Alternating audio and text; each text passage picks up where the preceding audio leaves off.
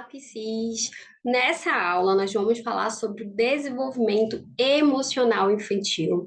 É um tema que vocês escolheram, mas é um tema muito importante, visto que a sociedade, culturalmente, ela não prioriza, ela não dá essa importância, ela não dá de fato o que o desenvolvimento emocional merece. Quando a gente fala em desenvolvimento, automaticamente as pessoas já se remetem ao desenvolvimento infantil físico, tá? As pessoas acabam trazendo sempre o desenvolvimento físico. Boa tarde, Daniela, seja muito bem-vinda, tá? Vou iniciando aqui a nossa aula, que o tempo é curtinho. Bom, fiquem à vontade para enviar todas as dúvidas dessa aula, tá? No chat. Bom, então, como eu estava explicando, é muito focado sempre no desenvolvimento físico, sempre a importância no desenvolvimento físico e o desenvolvimento emocional, muitas pessoas acabam deixando de lado, muitos pais não se preocupam, muitas psicólogas e profissionais acabam não abordando mais a fundo sobre esse desenvolvimento. Ele é muito importante para você dentro da sua psicoterapia, para dentro da orientação de pais que você vai trazer, é muito importante que você consiga aprofundar nesse tema, tá? Então, através desse desenvolvimento emocional, nós podemos ajudar essas crianças a construir uma base sólida de habilidades emocionais para uma vida feliz e saudável, tá? Vamos lá. Eu coloquei aqui para vocês fatores que influenciam o desenvolvimento emocional dessa criança. É muito importante trazer isso para vocês, que, lógico, cada criança ela tem, durante sua faixa etária, a sua idade, isso nós vamos abordar lá dentro do IPP, mas eu trago para vocês fatores que influenciam o desenvolvimento emocional, tá? Nós vamos começar pelas relações afetivas, sim. As relações afetivas, os laços seguros com os familiares, com os cuidadores, com os pais, inclusive até com você, psicóloga, inclusive justamente com você, é fundamental para esse desenvolvimento emocional. Cada pessoa com que essa criança ela se relaciona, ela traz uma influência para o desenvolvimento emocional dela.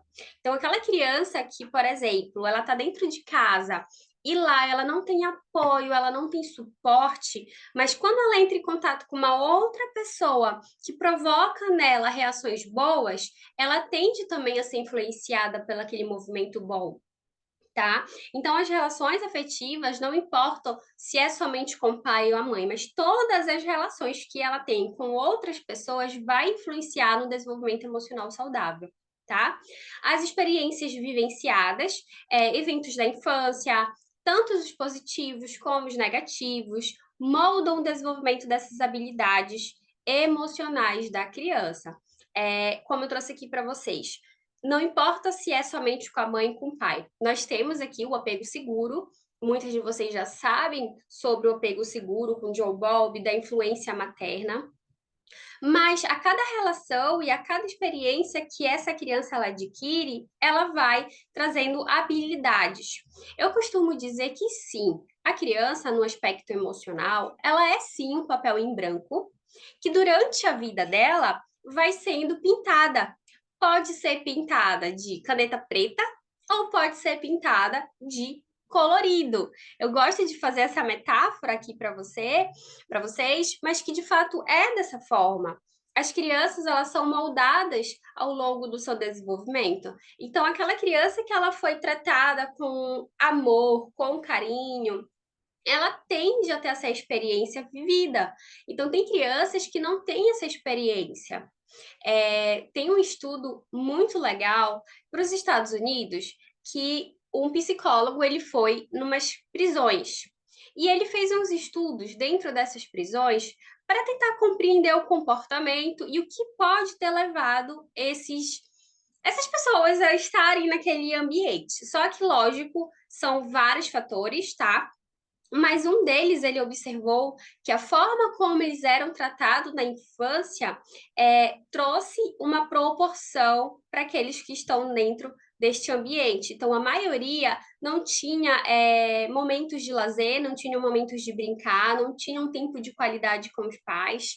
A grande maioria também tinham relações afetivas disfuncionais.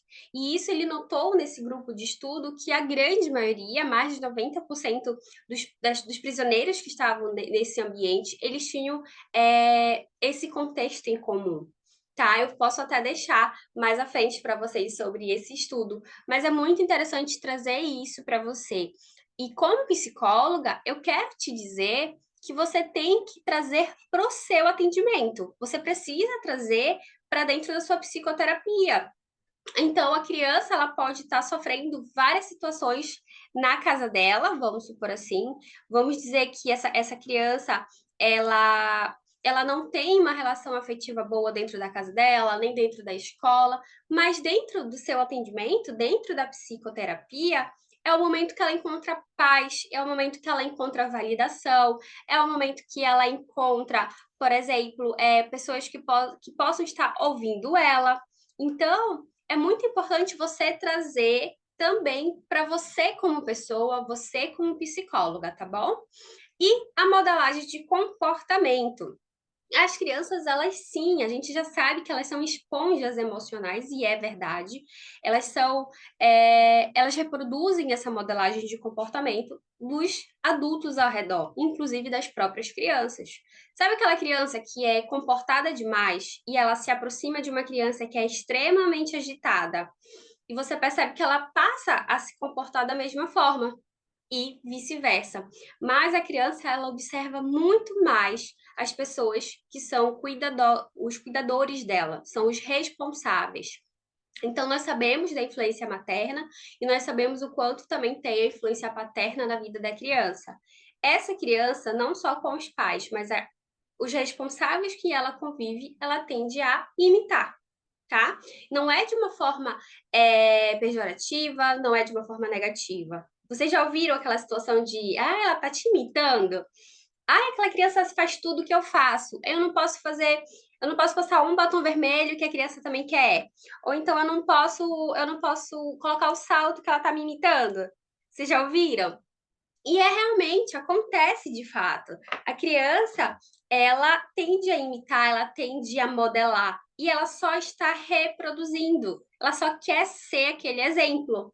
Ela não tá ali, eu quero ser ruim, eu vou imitar uma vilã. Não, ela realmente gosta e ela imita, ela se identifica, tá? Então é importante a gente trazer esse contexto para dentro da psicoterapia quando a gente estiver avaliando. Nós temos que saber que se essa criança ela está trazendo uma inabilidade emocional, se ela tem ausência dessas habilidades, se ela é um pouco mais frustrada, agressiva, ela tende a estar trazendo isso de influências, de experiências, das relações e de uma possível imitação.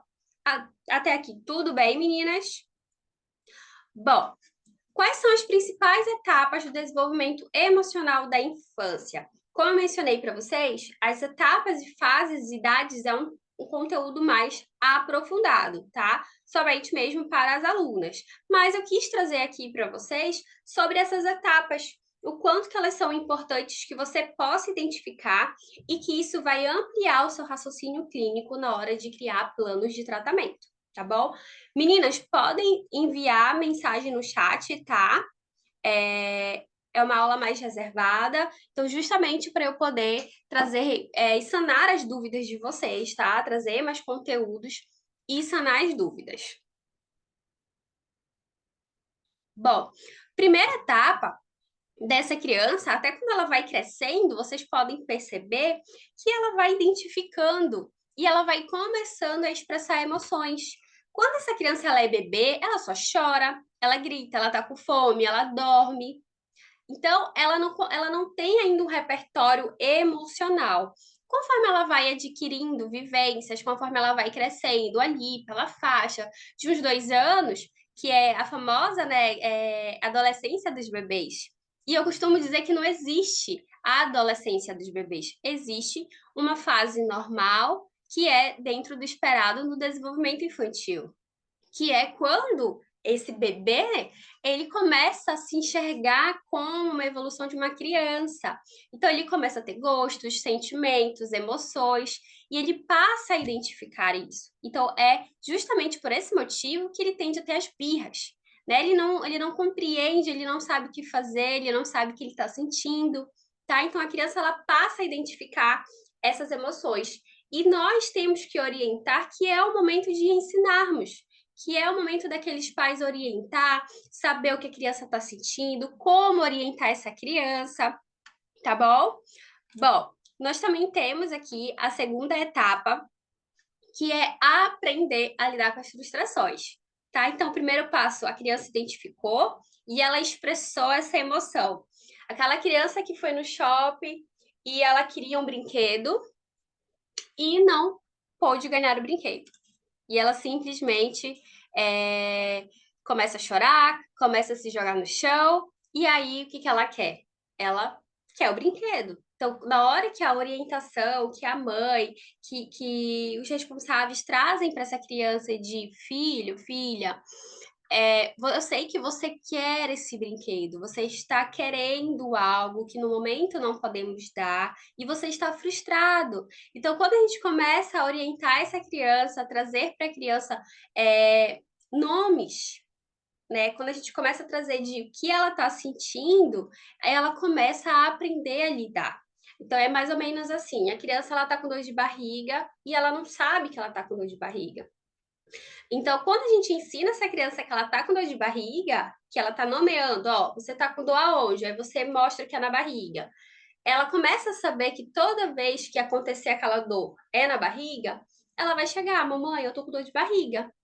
Ela não vai mais chorar, ela não vai mais ficar preocupada, ela não vai mais, por exemplo, entrar ali numa questão de birras, porque ela já identificou que ela tá com uma dor de barriga e ela vai trazer isso para os responsáveis. Então, é muito importante a gente fazer isso com as emoções. E é como eu trouxe no começo da aula, nós não fazemos, né? Os adultos não fazem. Nós não, nós psicólogas fazemos, né? Mas os adultos não fazem.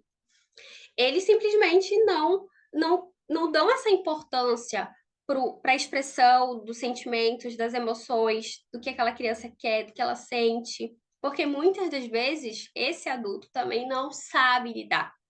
O adulto não sabe lidar com as suas emoções, com as suas expressões, com os seus sentimentos, com os seus pensamentos. É o nosso papel orientá-los de como eles irão realizar este movimento com seus filhos, tá? Bom, uma etapa muito importante que ela também traz como uma técnica da TCC, que é a desenvolver a empatia.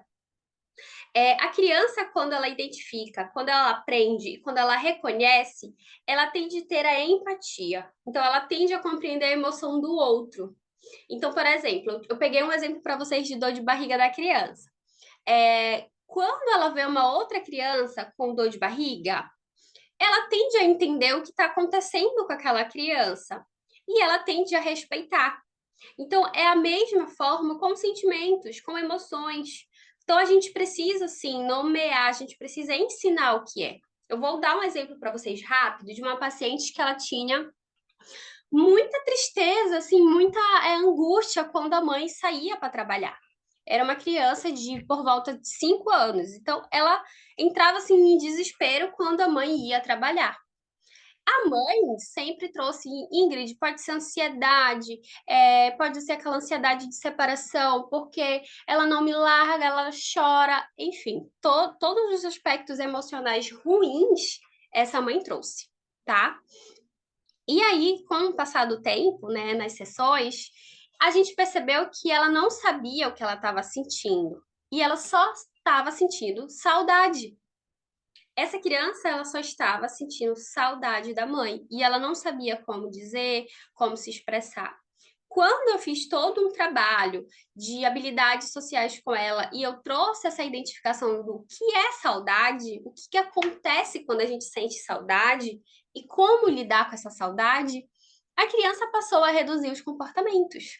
Então, vocês percebem que não tem nada a ver com transtorno de ansiedade de separação? Vocês conseguem ver que a gente precisa sempre buscar ali na infância, a gente precisa sempre psicoeducar primeiramente, a gente precisa orientar e avaliar mais a fundo a criança e todo esse contexto dela. Tudo bem, gente? Vão mandando as dúvidas de vocês. Bom, sinais de um desenvolvimento emocional saudável, tá? Eu separei aqui 3 sinais para vocês identificarem como essa criança ela pode desenvolver e quais são as crianças que são mais desenvolvidas emocionais. E olha que interessante. Primeiramente, o autoconhecimento. Isso não serve só para criança, mas também serve para nós adultas. A criança que sabe o que está sentindo, que sabe o que aconteceu, que sabe o que fazer com aquele sentimento, ela tende a ter um desenvolvimento emocional saudável. Então, aquela criança que teve uma briga na escola e que chega em casa e diz que ficou triste, que aconteceu tal situação, que quer resolver, ou então que aconteceu alguma coisa com ela e ela quer que a outra criança peça desculpa. A criança que consegue resolver esse tipo de situação, ela tende a ter um desenvolvimento emocional saudável. E aí eu quero te dizer uma curiosidade que poucas pessoas sabem. A criança, ela tende a ter maior desenvolvimento emocional do que um adulto. A criança, ela tem mais facilidade para reconhecer do que um adulto.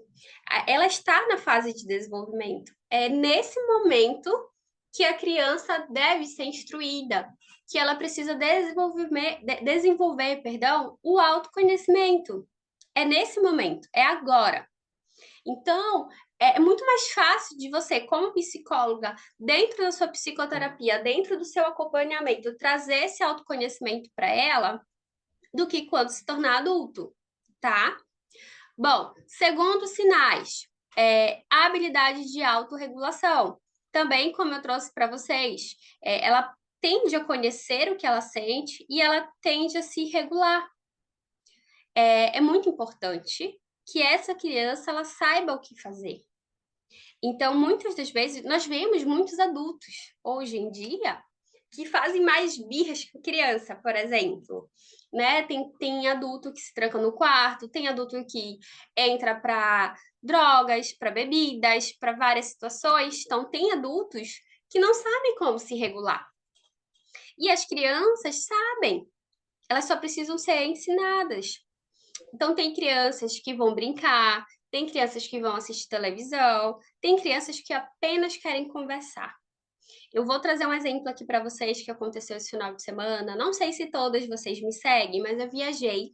Eu fiz uma viagem para o interior com o meu filho, que nós temos uma casa no interior. E nós temos um cachorro, só que é um cachorro de porte alto. Não sei nem se fala se é assim, porte alto, mas é aqueles cachorros que é do tamanho de quase um cavalo. E esse cachorro acabou mordendo o meu filho. Só que é um cachorro dócil, mas ele estava deitado, dormindo, ele se assustou e ele mordeu aqui a mandíbula do meu filho. E graças a Deus, foi só um livramento. Acabou que não pegou, ficou só roxo, arranhou, mas teve o susto. E na hora desse susto, lógico que o meu marido assim entrou em desespero, gritando, brigando, ficou ali desesperado, pegou ele no colo. Só que o meu marido ficou muito assustado e meu filho ficou chorando demais, demais, demais. E nós fomos pro quarto. Quando a minha mãe entrou no quarto para também ver o que tinha acontecido, eu vi que meu filho entrou em desespero quando ele viu o cachorro, né? Entrou em desespero, se agarrou, se atracou no meu marido. Foi aí que eu fui, peguei ele, abracei ele e comecei. Eu acho que eu passei uns 15 minutos conversando com ele. Então, o que eu fiz? Eu expliquei o que tinha acontecido, eu falei que estava tudo bem, que graças a Deus não estava sangrando, que não estava. Ficou roxo, mas eu falei para ele, né, que olha, não está sangrando, não machucou, está tudo bem, olha, mamãe e papai estão aqui, eu preciso. Aí eu tentei tranquilizar ele, eu não vou falar para vocês aqui o passo a passo, mas vou resumir. Mas eu tentei tranquilizar ele de todas as formas, porém eu precisava estar calma, eu trouxe para ele a habilidade de regulação. Eu sempre ensinei, eu não sei se eu já falei nas aulas para vocês, mas eu ensinei as técnicas de respiração para o meu filho. E nessa hora da mordida, ele acabou já sabendo como respirar. Então eu falei, filho, respira, a mamãe tá aqui, eu te ajudo a respirar, nós te amamos, tá tudo bem, a cachorra não vai mais pegar você, foi sem querer. Então, assim, eu fui trazendo um autoconhecimento para ele do que aconteceu, eu expliquei como é que foi para ter acontecido, e ele simplesmente no estalo virou para mim e queria voltar a brincar com ela. Então, assim, passou, foi um susto, mas eu consegui trazer para ele esse autoconhecimento e uma autorregulação. Mas para isso ele precisava ter essa relação saudável. Eu tinha que estar nesse papel de adulta saudável para ajudá-lo, tá? Então esse exemplo ele fica aqui para vocês de como a gente também avalia essa criança. Vai chegar crianças com medo, vai chegar crianças enlutadas, vai chegar crianças com várias demandas. Eu vou dar um outro exemplo. Uma criança que chega para você com medo de chuva, que já aconteceu comigo. Ela tem medo de chuva. Ela entra em desespero quando começa a chover. Quando você avalia, você percebe nesse caso que eu vou trazer aqui para você, que a família também tem medo de chuva, que quando chove, a mãe corre para fechar as janelas, para não ver trovão, para não ver raio, fala que não pode sair de casa porque pode gripar, porque pode ser assaltada, porque vai encher, vai alagar. Então, você percebe que aquele medo ele foi adquirido por causa de uma relação, pela uma modelação de comportamento, como eu trouxe para vocês no início da aula, tá? Mas se essa criança ela tivesse um autoconhecimento, se ela tivesse essas habilidades de saber se autorregular, tanto faria se estaria chovendo ou não. Vocês compreendem? Então é muito importante que vocês consigam trazer dentro da avaliação de vocês. São perguntas pertinentes. Por exemplo, vai chegar paciente com medo de outra situação. Vocês sempre perguntarem como é que essa criança reage na hora que acontece o medo. Ah, como é que essa criança reage quando ela está com medo de chuva? E a família? Como é que a família reage quando essa criança está com medo? Vocês compreendem? Então é muito importante que vocês possam avaliar esses sinais também. E aqui eu coloco para vocês como é que vocês vão desenvolver e promover esse desenvolvimento saudável nas crianças dentro da psicoterapia. Como eu trouxe para vocês, nossa aula é um conteúdo exclusivo, é um conteúdo gratuito. Existem lógica, números e leques de técnicas que vocês vão utilizar, tá bom? Mas aqui eu trago algumas para vocês, tá? E dentro da psicoterapia, vocês que estavam presentes na aula anterior, eu sou apaixonada pela ludoterapia, então eu separo aqui que vocês precisam trazer recursos, brincadeiras e jogos voltados para a demanda da criança e um processo avaliativo. Então, recursos voltados para habilidades emocionais, sociais, tá? Brincadeiras e jogos que envolvam emoções. Eu vou dar um exemplo para vocês. Identificar sentimentos. Existe jogo de memórias daquela marca Estrela que a gente vende na ReHap, que vende no Amazon. É um jogo de memória que só tem as carinhas, tem todos os tipos de carinha. Tem vômito, tem de doença, tem de choro, tem de frio, tem de calor, tem de fome. Então, quando você traz dentro dessa brincadeira para ele essas identificações, você também está promovendo uma psicoeducação através desses recursos, tá? E eu separei aqui para vocês técnicas da TCC para vocês utilizarem nessas crianças, tá bom? A reestruturação cognitiva, que eu não sei se todas vocês são da TCC, mas a reestruturação é que a gente possa modificar os pensamentos dessa criança, trocar pensamentos disfuncionais para pensamentos funcionais, sempre dependendo da idade, tá?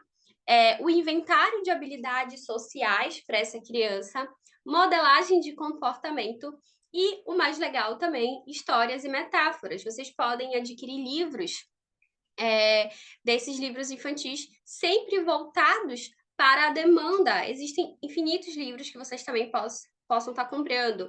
O que eu quero sempre deixar claro, quando eu menciono para vocês recursos, brincadeiras e jogos, não são aleatórios, tá? Você não vai brincar com a criança, você não vai, por exemplo, pegar um dominó e ficar passando a tarde toda brincando com essa criança. Você vai escolher qual é o recurso ideal e adequado para a demanda do seu paciente, tá? As alunas do IPP, elas possuem todos essas técnicas e esses recursos, mas eu vou disponibilizar para vocês no grupo um recurso para vocês utilizarem, tá bom? Como se fosse um teste para vocês. Bom, meninas, e por último, o desenvolvimento emocional infantil, ele, ao longo da infância, elas passam por várias etapas, como eu trouxe para vocês. Eu não vou poder, nessa aula, dividir idades, tá, e fases, é um conteúdo mais profundo. Mas a criança, ela passa por etapas no desenvolvimento infantil. Então, é muito importante que você entenda que mesmo com cada idade, a criança, ela é única. E ela tem um processo, ela tem um ritmo diferente, tá? Durante essa etapa do seu desenvolvimento. Existem crianças que vão ser mais fáceis de conseguir expressar suas emoções. Tudo vai depender de como essa criança ela foi concebida, da sua saúde, de como foi toda a gestação, como é que foi o seu período pós-natal. Então, cada criança ela tem um ritmo diferente, tem fatores que influenciam, tá? Mas, durante essa fase, as crianças aprendem sim a reconhecer, a expressar suas emoções, a desenvolver empatia pelos outros e ela consegue construir relacionamentos saudáveis. A própria criança ela vai guiar esses relacionamentos, tá?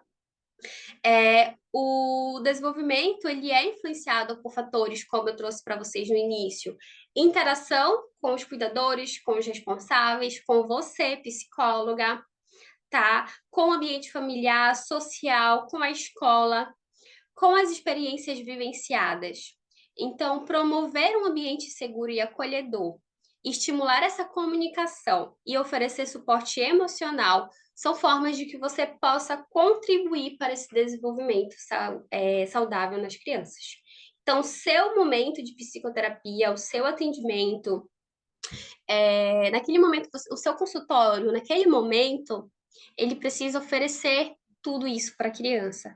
É o momento que a criança vai modificar, eu acho que ela vai alavancar, vamos colocar essa palavra, a vida dela. Ela vai aprender coisas ali com você, orientações, funções, que ela não vai aprender em outro lugar. A gente não aprende sobre emoções na escola, tá? Então, o ambiente que ela tem para aprender sobre sentimentos é com você. Então, precisa que seja um ambiente propício para esse desenvolvimento. Então, a sua comunicação, ela importa. É algo que eu trago, nossa, eu trago demais para quem é minha aluna. A comunicação importa, a empatia importa. Essas são habilidades terapêuticas que nós precisamos ter para trazer isso para a criança. Às vezes aquela criança ela é extremamente agressiva, aquela criança grita, aquela criança ela é completamente diferente na casa dela. Mas quando ela chega no seu consultório, no seu atendimento, ela é uma outra criança. Ela é a criança que ela é, na verdade, que ela sempre foi, que ela sempre quer ser. Mas quando ela chega na casa dela, existem inúmeras contingências que fazem ela agir daquela forma. Então, que seja através do seu serviço, que seja através do seu atendimento, que essa criança ela seja um adulto saudável, que ela lembre das suas orientações, das suas atividades e das suas tarefas de casa.